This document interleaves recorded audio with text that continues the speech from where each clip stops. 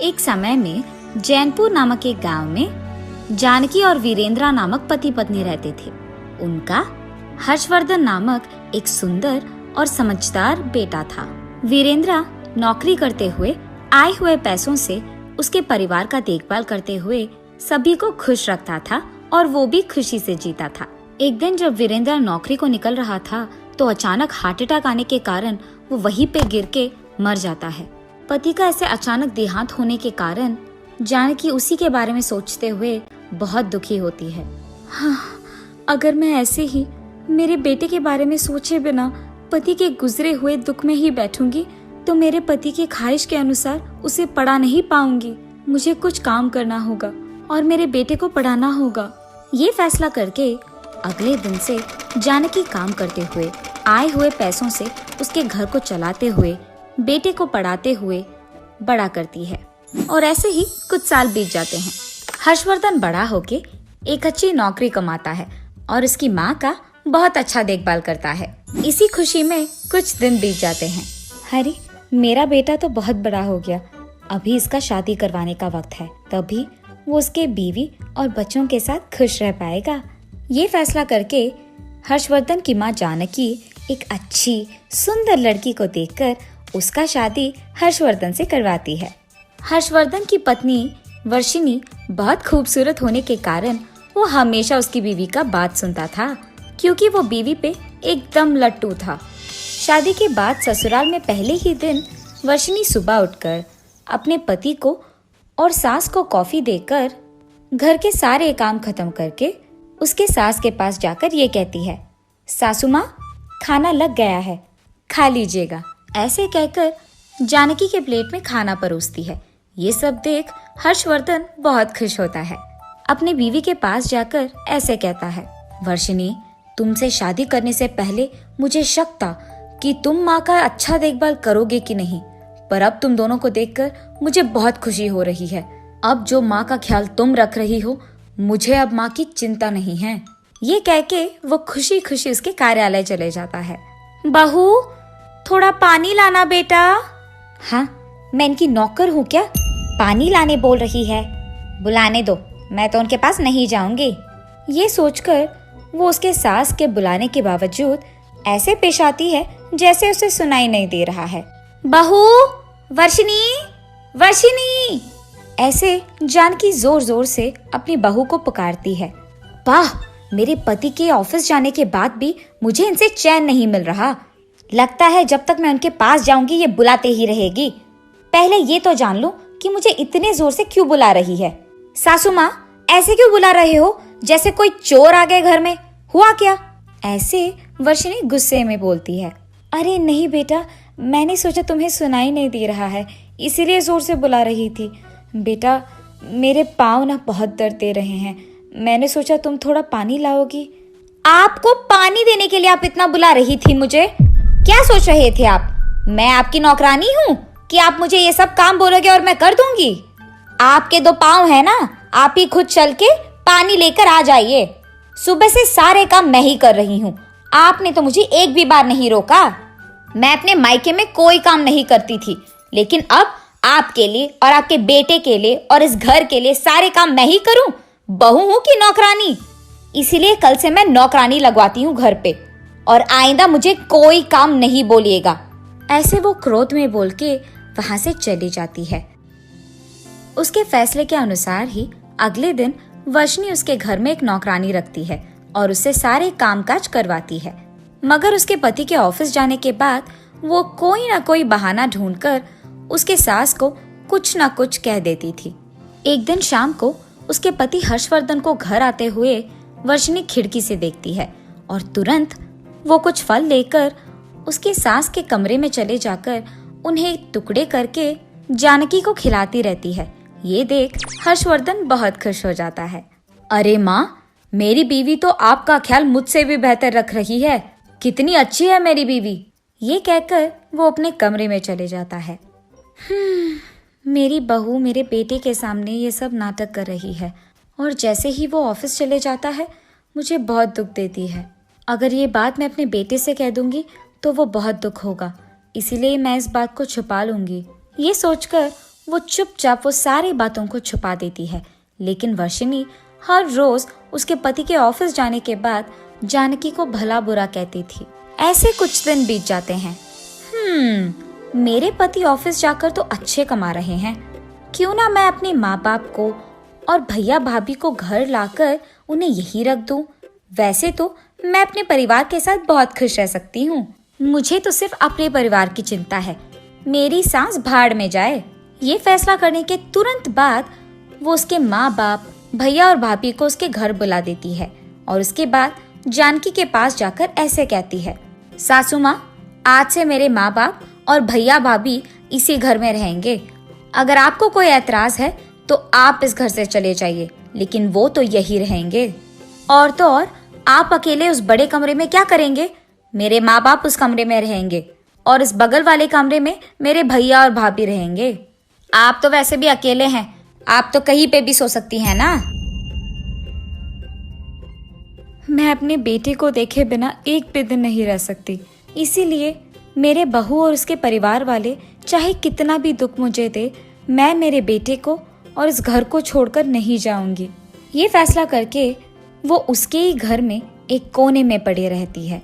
जब हर्षवर्धन नौकरी से घर आता है तो अपने माँ को उसके कमरे में ना देख और उसके सास ससुर को वहाँ देख चौंक जाता है और उसके बीवी के पास जाकर उसे पूछता है, वर्षिनी, ये क्या? मेरे माँ के कमरे में तुम्हारे माता पिता क्या कर रहे हैं? सुनिए, आपके ही माँ ने कहा था कि उनके कमरे में मेरे माँ बाप रहेंगे, लेकिन आप मेरे बारे में बुरा सोच रहे हैं। आपकी माँ ने जानबूझकर ऐसे किया है ताकि आपको लगे कि मैं उनकी देखभाल नहीं कर रही हूँ। ठीक है, तुम कह रही हो ना कि माँ ने ये खुद किया, तो ये सब कहने की कोई जरूरत नहीं है। ये कह के वो वहाँ से चले जाता है। वो अगले दिन उसके सास को देने वाली कॉफी में मिर्ची पाउडर डालकर नौकरानी के द्वारा उसके सासू माँ को भिजवाती है। इस बात से अनजान जानकी कॉफी पीते ही जलन होने के कारण बहुत सारा पानी पीती है और उसे ऐसे देख अब से हर रोज आपका ऐसे ही होगा। आप खुद तो इस घर से नहीं निकल रहे हो, तो मैं कुछ भी करके आपको निकलवा दूंगी, समझे? अब आपके दिन यहाँ गिन लो। ये कहते हुए वो जोर जोर से हंसती है। हाय भगवान, मेरे बहू के कारण न जाने मुझे और कितना सहना पड़ेगा आगे, लेकिन वो चाहे कुछ भी करे, मैं ये घर छोड़कर नहीं जाऊंगी। उसकी सारी गलतियां मैं सहती जाऊंगी। ये सोचकर वो धीरे से उठकर जाने ही लगती है कि वर्षिनी उसके पाँव को जानकी के पाँव के आगे लगाती है। जानकी फिसलकर नीचे गिर जाती है। हाय भगवान, ये क्या हो गया? मेरा पीठ तो टूट गया, मैं उठ भी नहीं पा रही हूँ। उसके सासू माँ के ऐसे जोर जोर से चिल्लाने के बावजूद वर्षिनी उसे कोई भाव नहीं देती है और वहाँ से चले जाती है। और इसी डर में बेचारी जानकी उसी घर में अपने खुद के काम करने के लिए डरते हुए एक कोने में बैठकर जी रही थी। हाँ, मैं जितना भी करूं, ये बूढ़ी तो यहाँ से निकल ही नहीं रही है, इसीलिए मैं ऐसा कुछ करूंगी कि मेरे पति खुद उसके माँ को घर से भगाए। ये फैसला करके वो अगले दिन घर में रखे सारे सामान को इधर उधर करके उसके परिवार वालों के सारे कपड़े को बाहर निकालकर उन्हें फेंक देती है और घर में रोना शुरू कर देती है। तभी हर्षवर्धन घर आकर इधर उधर पड़े हुए सामान को देख अपनी बीवी को रोते हुए देख चौंक जाता है और उसे पूछता है, वर्षिनी, ये क्या हो गया? हमारा घर ऐसे क्यों है? ये सामान इधर उधर क्यों है और तुम रो क्यों रही हो? सुनिए, आपकी माँ ने हमारे परिवार के सारे कपड़ों को बाहर फेंक कर ये बोला कि उनको हमारा यहाँ रहना पसंद नहीं है। इसीलिए मैंने फैसला किया कि आज से या तो वो रहेंगी या हम। बाकी अब आपका फैसला है। बेटा, मुझे तो पता भी नहीं कि हुआ क्या।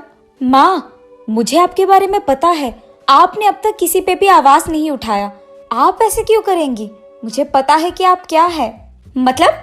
आपके कहने का मतलब क्या है कि मैंने ये सब किया है आपके माँ को भगाने के लिए?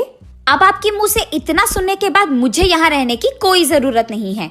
मैं पुलिस स्टेशन जाकर यही कहूंगी कि आप और आपके माँ ने हम सबको इस घर से भगाया है, और वो भी हमको बहुत दुख देने के बाद। ये कह के वो उस घर से जाने की कोशिश करती है। बहू वर्षिनी, तुम्हें कहीं जाने की कोई जरूरत नहीं है, और अगर तुम पुलिस की कंप्लेंट दोगी तो घर की मामले पराये लोग तक चले जाएंगे और उनके बातों का सहन मैं नहीं कर सकती हूँ। तुम ये सब इसीलिए कर रही हो क्योंकि मैं घर से नहीं जा रही हूँ, है ना? मुझे सबसे ज्यादा मेरे बेटे का खुशी ही मुख्य है, तो मैं ही इस घर से चली जाती हूँ। तुम अपने परिवार के साथ खुश रहो। ये कह के वो उसके घर से चली जाती है। उसकी माँ चले भी जाती है, लेकिन वो कुछ नहीं कह पाता है और अपने आप में बहुत दुखी होता है। मैं अपने बेटे को देखे बिना तो एक भी दिन नहीं रह सकती हूँ, इसीलिए मुझे आसपास के किसी घरों में रहना होगा ताकि मैं उसे हर रोज देख तो सकती हूँ। ये सोचते हुए वो चलती ही रहती है कि रास्ते में उसे उसका दोस्त मंजुला मिलती है। अरे जानकी, कैसी हो तुम, और इस समय में कहाँ जा रही हो? उसके ऐसे पूछने के बाद जानकी जो भी हुआ मंजुला को समझाती है। वो सब सुनकर मंजुला ऐसे कहती है, जानकी फिक्र मत करना, तुम्हारी बहू उसका गलती मानकर एक न एक दिन जरूर तुम्हें उसके घर वापस ले जाएगी। मगर तब तक अगर तुम्हें ऐतराज ना हो तो तुम मेरे घर में रह सकती हो। मंजुला का घर भी मेरे ही घर के पास है, तो मैं उसके घर में रहकर अपने बेटे को देख सकती हूँ। मंजुला, मुझे तुम्हारे घर में रहने के लिए कोई ऐतराज नहीं है। कम से कम ऐसे तो मैं अपने बेटे को दूर से देख पाऊंगी। उसके ऐसे कहने पर मंजुला जानकी को उसके साथ उसके घर ले जाती है, जहाँ जानकी हर रोज दूर से अपने बेटे को देखते रहती है। उसके सासू माँ के चले जाने के बाद वर्षिनी उसके परिवार के साथ खुशी से रहने लगती है। ऐसे कुछ दिन बीत जाते। एक दिन वर्षिनी का भैया उसके पास जाकर, वर्षिनी मुझे 10,000 की जरूरत है, दो ना बेटा। भैया, जो भी आपको चाहिए घर पे ही तो है, अभी आपको पैसों की क्या जरूरत है, और वो भी इतना? वैसे आपको देने के लिए मेरे पास पैसे है भी नहीं, और आइंदा मुझे ऐसे पैसे मत पूछना। ये कहकर वो गुस्से में वहां से चले जाती है। मैंने तो सोचा ये मेरी बहन है तो कुछ भी पूछ सकता हूँ, लेकिन ये तो ऐसे पेश आ रही है जैसे ये कोई रानी हो। फिलहाल तो इसने पैसे देने से इनकार कर दिया, बाद में मुझे भी घर से निकाल देगी, क्या पता। तब तक मुझे इंतजार नहीं करना, अभी मुझे इसके बारे में कुछ ना कुछ करना होगा।